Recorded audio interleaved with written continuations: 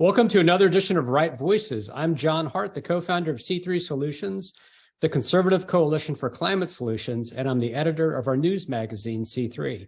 And today we're honored to be joined by Representative Michael Cloud, who represents Texas's 27th Congressional District. A proud constitutional conservative, Representative Cloud serves on the House Agriculture and Oversight and Reform Committees. Congressman, welcome. Thanks so much for taking the time to visit with us. Well, thank you. Appreciate it. Good to be with you today. You bet. So talk to us, Congressman, about your district. Texas is obviously it's a big state, as Texans are very diverse, proud to tell the rest of the country. Exactly. There's a lot of districts. So describe kind of your area and really just kind of the culture and sensibility of the people that you represent and how they think about just this big issue of energy and climate. Sure. Yeah, I'm Texas 27th, and so the city that people would know of in my district is Corpus Christi. Our district is basically Corpus Christi is a major city there, and then you have a number of smaller cities and towns, and a lot of rural area as well. And so from an industry standpoint, you got a lot of ag and a lot of industry, petrochemicals especially. We're on the Gulf Coast, so a lot of stuff happening there as well. And so this has been a very interesting space for us to be involved in. One of the very first things that we worked on when we got there was expanding the port of Corpus Christi, which is our #1 energy export port in the country. And so us working on the capabilities there, and so was involved in that project. So it's interesting because you do have that balance that people understand that they have to work with. So we have a coastal region, but we have a lot of energy in the coastal region. In Corpus Christi, for example, we have the Texas Aquarium in Corpus Christi, and they're always proud to note that the water from the dolphin exhibit actually comes from the channel, the ship channel as well. And so there's that understanding, I think, now that maybe even in generations ago that we didn't have, that as we develop, the people are living in the communities they're working, and so they want to be able to know that they're doing a good thing for their kids and for their grandkids and for the world around them. And then, in the ag space too, a lot of these initiatives that get talked about have kind of worked their way into what I would consider the first real green industry, and that would be farming. Right. Got it. Yeah.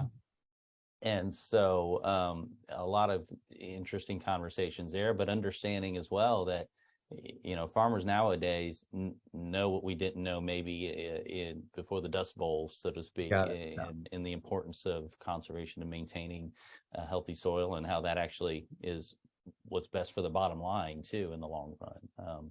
And so it's been really interesting work to be involved in these conversations.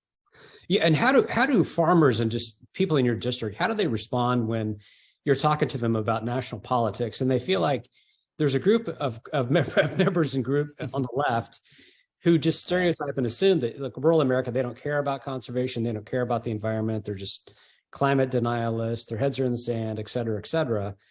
And that's just not the America that I know. I mean, what are those conversations like back home?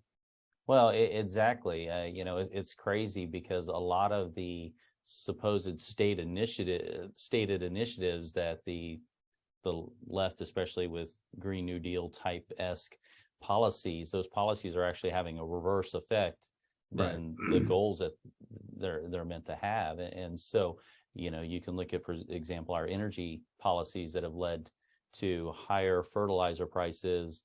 It's harder to get the chemicals they need to keep pests aside, which means lower yields on food, which means higher prices on food. It means we're not feeding people who need food and need access to good meals. And yeah, let me pause you on that fertilizer point, because it raises a really fundamental question I think you're getting at in the energy debate. And as a farmer, I have 62 acres that I farm. Mm-hmm. I had to actually pay the fertilizer cost, and they were through the roof. And what people don't understand is that a lot of fertilizer comes from natural gas. Yeah, exactly. And if we just took fossil fuels out of the economy entirely, we would have global starvation, essentially. Right. Is that a fair characterization, or is that hyperbolic? No, very much so. And we're seeing some of that now. One of the things that doesn't get talked about in a lot of these initiatives, because in order to drive them and get momentum behind them, you have to create this like false sense and fear behind where we are in the world. And yes, we have challenges that we still have to tackle. And some are very dire, not discrediting any of those. But then there has been progress we've made as well. And just up to a few years ago, we were producing for the first time in the history of the world more food than the world needed. Now there's still some infrastructure issues in getting that where it needed to go. And of course you have, powers in certain regions that are dictatorial and, control access and those kind of things. But that's a big step. And a lot of that had to do with the technologies that we brought to bear, as you've seen how the agriculture sector has developed, especially in the United States. You see basically inputs pretty much flatline, but the yields have grown tremendously. And so that's what we want, and to kind of demonize that progress that we've made or certainly distort the great success story there. They're doing what we want them to do already and continuing to make advancements. Yes, maybe it's not perfect. And yes, we're going to continue with every generation to improve and get better and to continue that trend. But you bring the heavy hand of government into that equation. Right. And a lot of times you actually accomplish the opposite of what you're trying to accomplish. The answer here in this and also in the energy sphere is really, the American worker is doing this better than the rest of the world. And so we need to kind of untie their hands to continue to innovate, to continue to do their work really well. And then let's talk about exports. I was in a hearing once and the chair said, we're in a national climate emergency. And when it was my turn to speak, I said, if there is a climate emergency, it's not a national one. It's not like the environment stops at our borders. It's a global one. And so we've got to look at a larger perspective on these sort of things. And the answer really is like, let's take our responsibly made goods and products and have them take up more of the world's market. That's great for national security. It's good for the economy, a freedom-loving country that's been a light and a beacon to this world. And it also happens to be the best thing for all these environmental goals as well. Right. Right. And as far as I understand, our natural gas, for example, we burn that much cleaner than countries like Russia. We have the highest standards in terms of doing more traditional fossil fuel exploration than any other country. And I think that wealth creation, what we've shown as an organization is that free economies are twice as clean as less free. That when you have an all of the above energy strategy that creates energy abundance, that lowers prices and creates the innovations that we see farmers using. I don't know if solar grazing is a thing in Texas, your district, but I know in certain where you have solar fields and farmers combining that with agriculture, or you have wind farms in Texas. There's a lot of creative renewable energy that's happening in states that are, have a broad, diverse energy portfolio that includes a lot of different types of energy. Sure. And starting with the understanding that the world's demand on energy is growing, and that's a good thing. Some people try to treat that like that's a bad evil. That's a good thing. That's people coming out of poverty. That's oil to cook your food. That's heat for your home. These are good things that are happening as the world comes out of abject poverty. And the question becomes, who's going to meet that need? And we are doing this better than the rest of the world. And what we see happening when we don't embrace sound energy policies is literally human suffering. Right now, we see a war going on in the Ukraine that by and large is a result now. The motives were there already, but the opportunity was created in large part by our bad energy policies that created a dearth. And so that's had a weight on our food supply, but the human suffering that happens because of war, because we're not able to be the stabilizing force for good in the world is really detrimental. And you talk about carbon footprints, and we're trying to save an inch here on a carbon footprint and save an inch here on a carbon footprint. Well, destroying and rebuilding a country is a pretty large carbon footprint. And so some of these things are just not looked at in the real larger scope of what's happening. And so we've got to kind of step back from that and look at the real, in a sense, and look at these things in a proper context. Yeah, and both administrations on both sides have talked about the issue of climate being a threat magnifier. It creates a lot of instability in the world, and obviously in Europe, as you referenced, Europe went green and really embraced a lot of the Green New Deal policies that you fought against, but they got their way in Europe, and then it emboldened Putin to do what you just described in Ukraine, which is not great for the environment in any shape or form. But what are some of the policies that you think Republicans ought to embrace? You remember the Conservative Climate Caucus. You know, you've put your neck out there on this issue. What are the policies that you would really want to drive in this new Congress? Yeah, for us, I think it comes to what we can do to kind of let the American worker do their best work. You know, they've continued to innovate on all these fronts, both in the what we would call the green energy sphere, but also in the petrochemical sphere as well. And the answer has been not to run back into the woods, so to speak, and pretend the Industrial Revolution never happened, but to continue to incentivize innovation as we move forward. You know, some of the new technologies that I would think maybe are being over subsidized. I shouldn't say new technologies, but some of the now developed green technologies are maybe over subsidized, and we can kind of look at more of a playing field on that. That was meant to be kind of like an initial boost to get a new industry started, and kind of level the playing field on these things and kind of see where it goes. One of the things I've been really concerned about, you know, especially from the ag space that we've been working in, is some of the climate banks, especially if forced on by the government, because what would happen is, you know, we come to the ag worker and say, hey, here's a chance for you to get kind of a little benefit, supposedly. And what we'd end up doing is, in a sense, taxing an industry. Let's say it's $10. About $9 of that gets stuck in some sort of regulatory framework. And then the ag worker at the end gets about $1. And so you think you're getting this benefit, but what you're trading for that is about $9 of regulatory oversight that are going to exist to kind of wreak havoc on your life over the long haul. You know, and this is going back to one of your initial points. Well, you know, the difference between what the farmer understands and the policymaker understands sometimes on these issues is, you know, they know how to do it best. And it's really for us to be listening, not for a bunch of eggheads who just, you know, barely stepped out of college, telling people who've never worked in a field, you know, what they should be doing and how best to manage what's going on. And again, especially in the ag space, a lot of these regulations, so to speak, or policy efforts come down in sort of a one size fits all, when, you know, our regions are so diverse between the kind of soil types you have and climate that is in different regions we have in our country. And so really a lot of those decisions are best made locally. And so more of a bottom up, it's not top down. Yeah, what we can do from the federal perspective to encourage innovation, encourage the American worker to continue to innovate and kind of continue that trend we've been seeing on, where you see you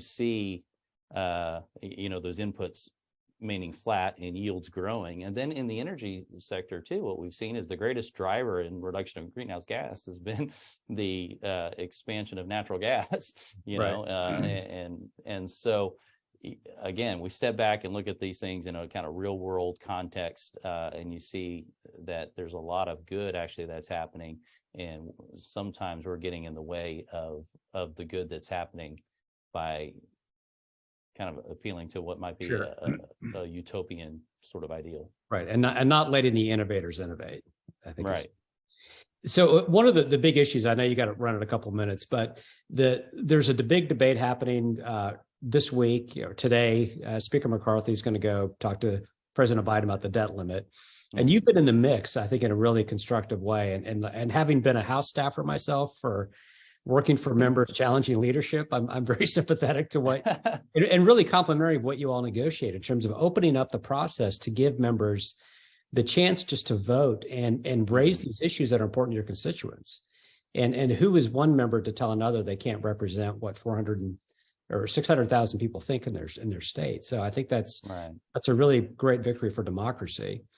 And on this issue of the debt, you know, an argument we make, and I'd like your response to it, is that we ought to be recycling government waste, not creating more. And that if you want to have a vibrant, growing economy that can produce new forms of energy, new forms of innovation, you have to be very mindful of how much you waste, not just in inefficient programs, but in interest on the national debt, where we're spending about 420 billion, if I have the number right, which is about Norway's GDP.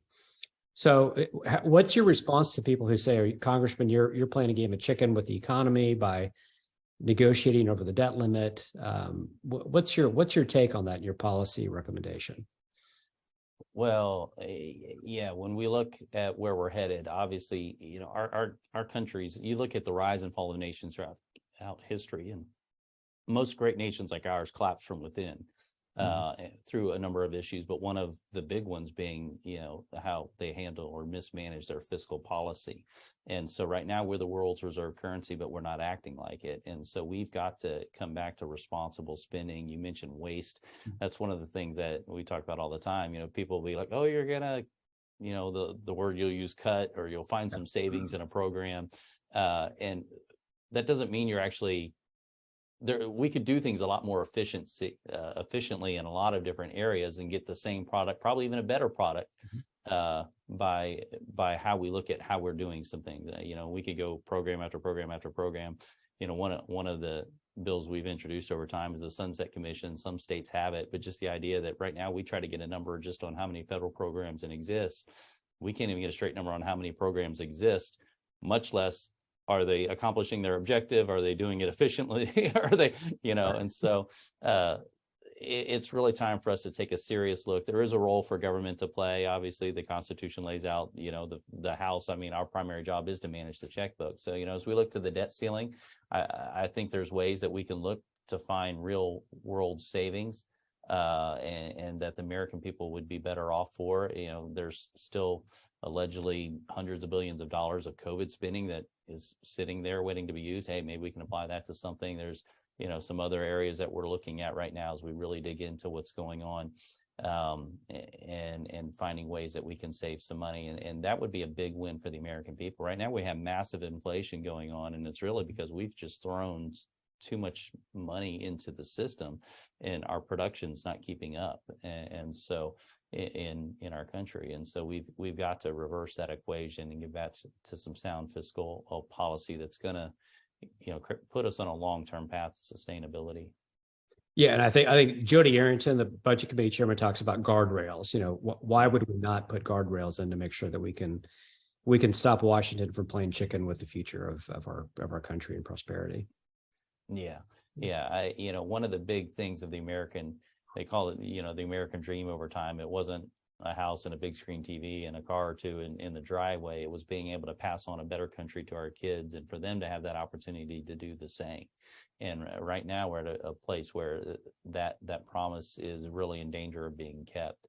And so for us to be able to get back to that kind of longer term thinking of understanding our place in the world. And that also allows us to be, that shining city on the hill, so to speak, for the world to see, where we can be kind of a sustaining force for good in the world, is really important. But we can't do that if we're not going to manage the checkbook well, and if we're not going to take these sort of things seriously. And so, we have some time when it comes to the debt ceiling. There's, you see some voices in Washington try to put a false sense of urgency on it to kind of guide us into an intentionally bad decision. We're not going to do that. We're going to do this responsibly. We're going to approach it. We're going to make sure that should we get to that point where we need to raise it, if and when we do, that there's some sound, constructive guardrails that put us on a longer term path to financial security in our country and responsible spending. So that's kind of what we're looking at right now. And those discussions are ongoing. There's a lot of ways to approach that equation. There isn't just one solution to that. And so that's why you don't see somebody coming out right now going, hey, there's the one magic pill for that. Right. We're looking at this very soberly and responsibly, and we're going to do what's best for the American people. Yeah. And back when my former boss Coburn was on the Simpson Bowles Debt Commission, one of the lines he always used is we need to have everything on the table. And most people, a lot of politicians in Washington want to have everything but their particular priorities. So I commend you for your leadership and hope you all are successful with keeping that light shining bright. So no, well, thank you very much. appreciate Well, Congressman, thanks so much for your time. I know you've got to run to another meeting, but again, this has been John Hart with Right Voices, C3 Solutions. You can follow us at c3newsmag.com.